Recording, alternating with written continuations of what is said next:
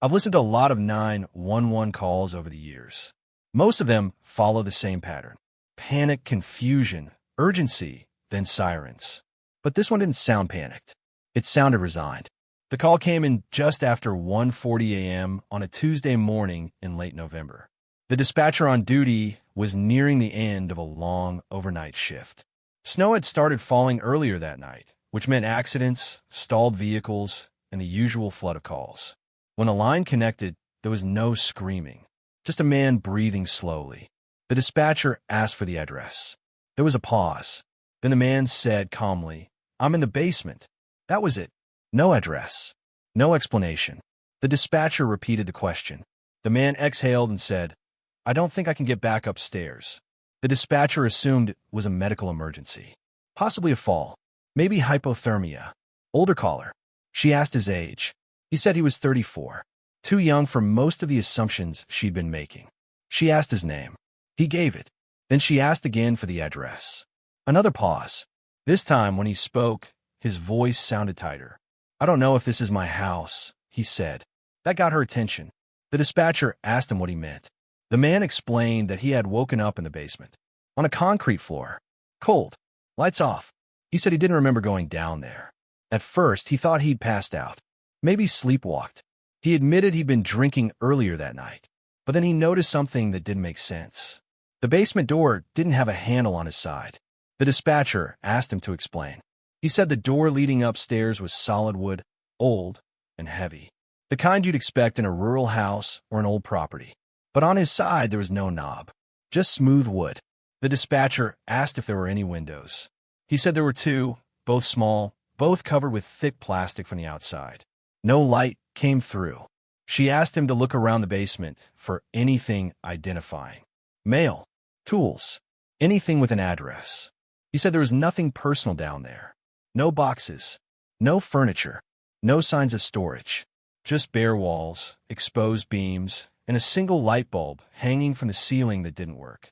He mentioned something else then, something the dispatcher would later say made her skin crawl.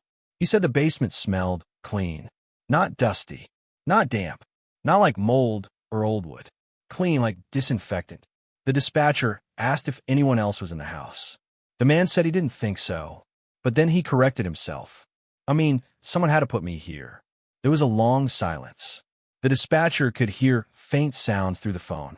Not movement, not footsteps, just a low hum, almost electrical. She asked him if he could hear anything upstairs. He said no, too quiet. She tried again to get the address. He told her his phone showed one bar of service and no GPS signal. That didn't make sense either. He lived in a city. Reception was usually fine. She asked him where he'd been earlier that night. He said he remembered leaving a bar, remembered starting to walk home. Then nothing. No ride. No car.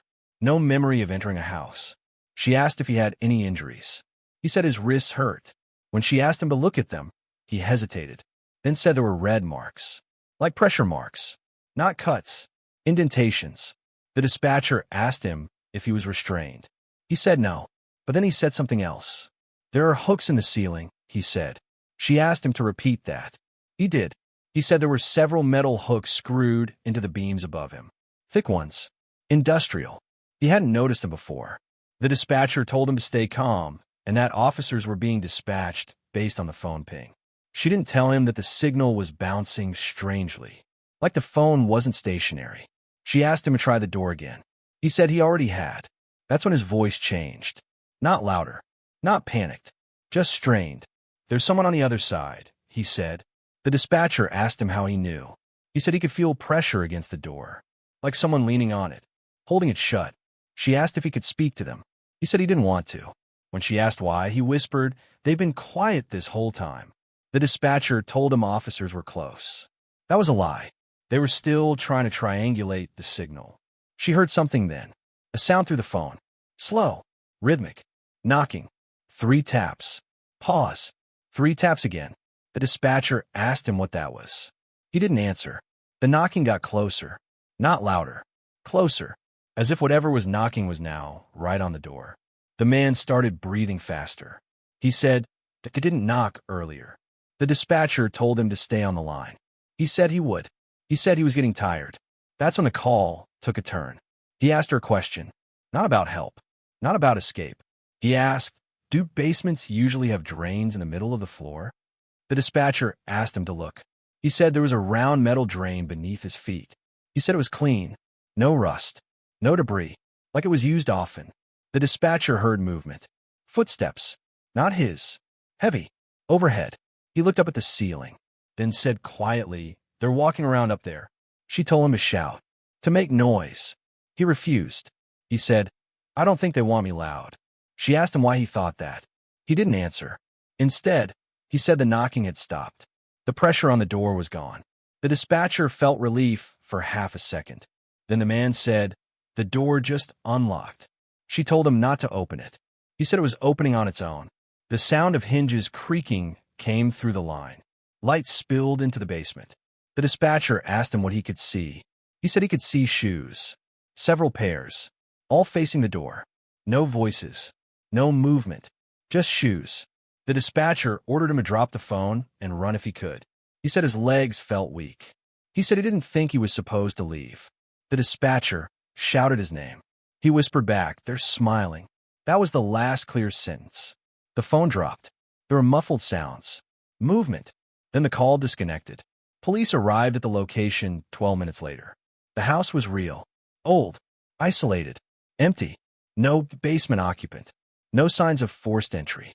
No blood. No struggle. The basement was spotless. Too clean. There were hooks in the ceiling and a drain in the floor. The door had no handle on the inside. The man was never found. The dispatcher quit her job 3 weeks later. She said she still hears knocking when she's trying to sleep. Most 911 calls start the same way. A panicked voice, a rushed explanation, an address given as quickly as possible. This one didn't. The call came in just after 2 a.m. on a humid summer night. The dispatcher had already handled a few noise complaints and a domestic argument earlier in the shift. Nothing out of the ordinary. When the line connected, a woman spoke immediately. Her voice was calm, too calm. She gave an address before the dispatcher could even ask. The dispatcher repeated it back to confirm. The woman corrected her. She gave a different address. The dispatcher assumed she'd misspoken. That happens more often than people think, especially when someone is scared. She asked the woman to confirm again. The woman paused, then said, "I'm not sure which one is right anymore." That was the first red flag. The dispatcher asked what the emergency was. The woman said someone was inside her house. The dispatcher asked if she could see them. The woman said no, but she could hear them. The dispatcher asked where the caller was in the house. The woman said she was in her bedroom, sitting on the floor with the lights off. The dispatcher asked why. The woman answered, "Because they already checked everywhere else." The dispatcher typed faster. She asked how the caller knew that. The woman said she'd been listening. Footsteps, doors opening, drawers sliding shut. The dispatcher asked if the intruder had tried her bedroom door. The woman said not yet, but then added something strange. They knocked before they opened things. The dispatcher asked her to explain. The woman said that every door in the house had been knocked on before being opened. Slow, deliberate knocks, like someone asking permission. The dispatcher asked how long this had been going on. The woman said she wasn't sure. She said time felt wrong. The dispatcher asked her name. The woman gave it without hesitation. Then the dispatcher asked for the address again. The woman gave a third one. This time, the dispatcher recognized it. It was an address that didn't exist. She asked the woman where she lived. The woman sounded confused. "I thought I lived here," she said. The dispatcher asked her to look around the room for anything identifying, mail, pictures, anything with a name or address. The woman said the walls were bare. No photos, no decorations, no personal items, just a bed, a nightstand, and a closed closet door. The dispatcher asked how long she'd lived there. The woman hesitated, then said, "I think I just woke up here." The dispatcher felt a chill run through her. She asked the woman if she remembered going to sleep. The woman said yes, in her own bed, but she didn't recognize this room. The dispatcher asked her to describe the house. The woman said it was quiet, too quiet. She said the floors creaked loudly, but whoever was walking around wasn't trying to hide it. That scared her more. The dispatcher asked if she could hear the footsteps now. The woman whispered yes. They were coming closer. The dispatcher told her to stay on the line and not to make any noise. The woman suddenly interrupted her. They just knocked on my door. The dispatcher asked if the door was locked. The woman said yes, then added, "It doesn't have a handle on the inside." That made the dispatcher sit up straight. She asked the woman to explain. The woman said the door was smooth on her side. No knob, no lock, just flat wood. The dispatcher asked how she'd gotten inside the room. The woman said she didn't remember. The dispatcher asked her to stay quiet. They both listened. 3 knocks echoed faintly through the phone. Slow, even, patient. The dispatcher asked the woman to whisper if she could. The woman whispered that whoever was outside the door was breathing. The dispatcher couldn't hear it, but she believed her. She asked the woman if there was a window. The woman said there was one, but it was boarded up. The dispatcher asked her to stay calm. She told her officers were on the way. That wasn't entirely true yet. They were still trying to trace the call. The signal was weak and bouncing between towers. The dispatcher asked the woman if she had her phone charger. The woman said no. Her battery was low. The dispatcher asked her to keep the line open as long as possible. The woman said she would. Then she said something unsettling. They stopped knocking. The dispatcher asked what she meant. The woman said the breathing had moved.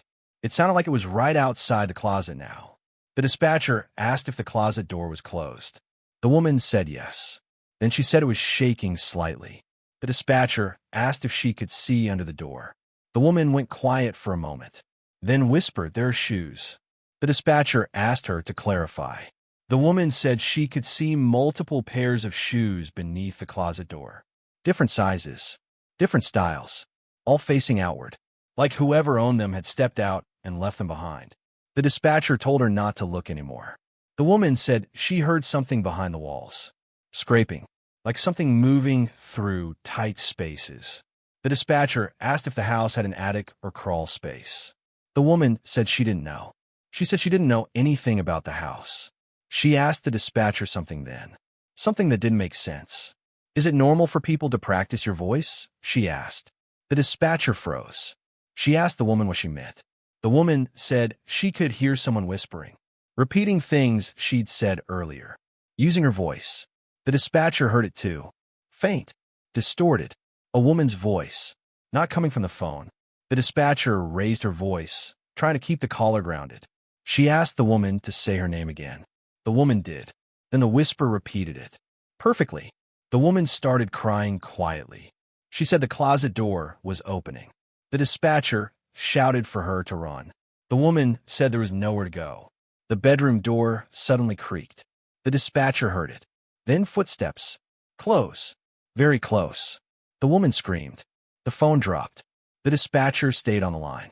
She heard movement, muffled voices, then silence. The call disconnected. Police finally traced the signal to an abandoned housing development on the edge of town. The house was real, but unfinished. No utilities, no records of ownership, no furniture. The bedroom door had no handle on the inside. The closet contained several pairs of shoes. No sign of the woman. No missing persons report matching her description. No neighbors. The dispatcher reviewed the recording later. What disturbed her most wasn't the screaming. It was the whisper, because it wasn't a delay. It wasn't an echo. It responded. Most people think 911 calls are chaotic. Screaming, crying, panic bleeding through the phone line. But the calls that stay with dispatchers the longest are usually the quiet ones. This call came in at 4:17 a.m. during a night shift that had been unusually slow. The dispatcher had been scrolling incident logs, fighting fatigue, when the system chimed. The line opened. No voice, just breathing. The dispatcher waited a few seconds, then spoke. 911. What is the address of your emergency? The breathing continued. Slow, measured, too controlled. The dispatcher repeated herself. After a long pause, a man finally spoke. He gave an address in a calm, flat tone. A residential neighborhood. Nothing unusual. The dispatcher asked what was happening. The man said, "I think someone is inside my house." The dispatcher asked where he was calling from. The man said the hallway. That answer didn't sit right. Dispatchers are trained to expect callers to hide. Bedrooms, bathrooms, closets. Hallways are exposed. She asked if he could move somewhere safer. He said no. Then he added, "They told me not to." The dispatcher paused. She asked who told him that. The man hesitated, then said, "The people who were here before." The dispatcher assumed confusion, maybe drugs or alcohol. She asked how many people were in the house. The man said he wasn't sure anymore. She asked him to explain. He said he had come home from work around midnight. Everything looked normal. Door locked. Lights off. No signs of forced entry. But when he stepped into the hallway, he heard whispering. Not arguing. Not shouting. Practicing. The dispatcher asked him what he meant. He said the voices sounded like they were repeating sentences. Over and over. Like someone rehearsing lines. She asked if he could tell what they were saying. He said they were repeating his name. She asked him where the voices were coming from. He said, "All around me." The dispatcher typed notes quickly. She asked if the man could see anyone. He said no, but then he corrected himself. He said he could see shadows moving against the walls. Not cast by lights, just darker areas that shifted slightly. The dispatcher asked if he had turned on any lights. The man said the lights didn't work. He said every switch he tried did nothing. The dispatcher asked if the power was out. He said no, because the hallway clock was still ticking. That detail unsettled her. She asked if he could move toward an exit. The man said the front door was at the end of the hallway. He said he didn't want to walk past the voices. The dispatcher asked if he was armed. He said no, then added they took the knives. The dispatcher asked when. He said earlier. She asked how much earlier. He said, "Before I called you the first time." The dispatcher froze. She checked the call log. This was the first call from that number tonight. She asked what he meant. The man sounded confused. "Already called," he said. "You told me to wait." The dispatcher told him that hadn't happened. The man went silent. Then he laughed softly. "That's not good," he said. The dispatcher asked him to stay focused. She told him officers were being dispatched. That part was true. She asked him to keep talking. He asked her a question instead. "Can you hear them too?" he asked. The dispatcher said no. The man said that made sense. He said, "They said you wouldn't." The dispatcher asked him who they were. The man hesitated, then said, "I don't know what to call them." The dispatcher heard something faint through the phone, a sound she couldn't quite place, like fabric rubbing against fabric. She asked him what that was. He said, "They're walking now." She asked where. He said, "Behind me." The dispatcher told him not to turn around. He said he wasn't planning to. He said they didn't like eye contact. She asked how he knew that. He didn't answer. Instead, he said something that made her blood run cold. "They're standing where my pictures used to be." The dispatcher asked him to explain. He said his hallway walls were usually covered with family photos. Now they were gone. All of them. Just blank spaces where frames had been. The dispatcher asked if anything else was missing. The man said yes. Mirrors. Every mirror in the house was gone. The dispatcher asked him to stay calm. She asked him how old he was. He said 39. She asked if he lived alone. He said yes. Then paused. Then said, "I thought I did." The dispatcher heard another sound.